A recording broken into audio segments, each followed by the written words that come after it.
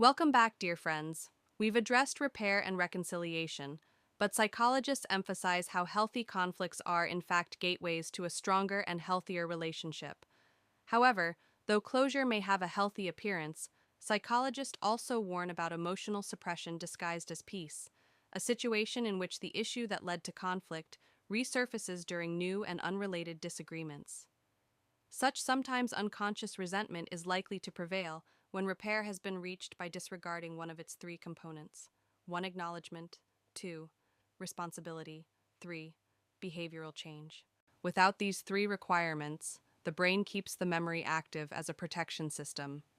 Issues which led to the conflict will keep on being brought up again when we suppress instead of forgive, leading our brain to perform what researchers call unfinished emotional processing. Forgiveness psychology warns that only when our emotional system ceases to react to an issue, we can enjoy peace. Otherwise, our suppressed anger and frustration is likely to resurface during stress or produce disproportionate reactions later. Sigmund Freud's observations on repression and return are relevant to this day. According to Freud, what is pushed out of conscious discussion returns as behavior. So instead of mentioning the issue, it reappears as sarcasm, loss of warmth, decreased attraction, irritability about minor things, emotional distance. The person believes they moved on, but the relationship subtly reorganizes around the unresolved injury. Therapists call this displacement. Unfinished emotional processing, as well as rumination, are likely to replace intimacy with polite coexistence, which should not be mistaken with closeness. Why? Because intimacy requires shared reality, whereas suppressed emotions inevitably lead to erosion and rupture. So how does true closure look like?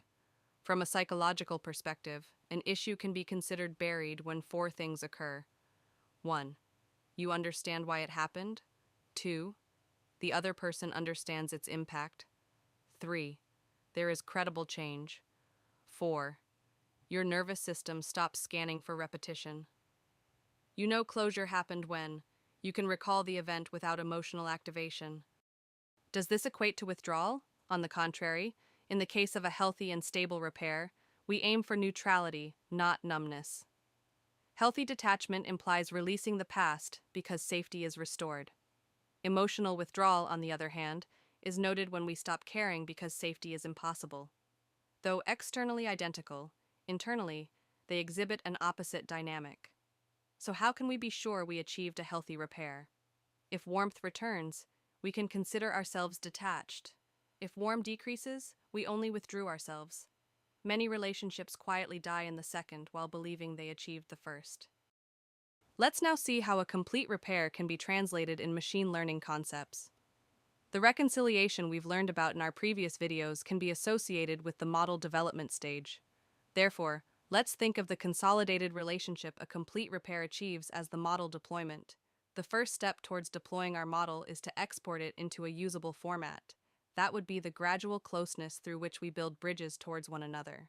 We then wrap the model into an API, teaching it to communicate with the world, accept requests, and return predictions. Key parameters of an API include predict, the endpoint name or receiver. That would be the impact of the event itself. Post, we send data in the request body or our revised behavior.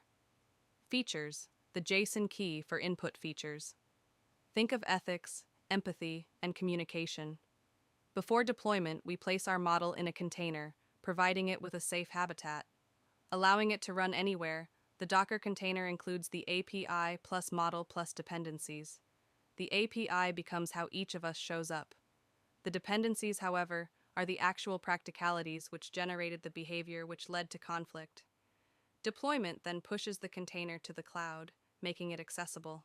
In this phase, the service name becomes the lesson through which we process the issue, such as knowing our partner's sensitivities. The region is the area of life we address, such as house chores, communication, time, or priorities. Scaling or maintaining proportionality in dialogue and the environment, variables, the challenges of everyday life. Deployed models demand monitoring and scaling. To ensure everything runs smoothly, We focus on recording requests, errors, and latency. Monitoring requires watching metrics such as CPU usage, response time, and prediction distribution. How does this appear in a relationship? CPU usage relates to the model's reliability versus its energy consumption. We think of reliability versus emotional energy. Response time describes how long the model takes to respond to a user request. As for us, how quickly we respond to each other's needs. Prediction distribution points back to issues we explored in earlier lessons, such as overfitting and underfitting. We talked about disproportionate reactions, so prediction distribution is focused on patterns like overreaction or emotional avoidance. Monitoring also requires auto-scaling to handle spikes in requests. In relationships, this calls for the ability to handle intense moments without collapsing.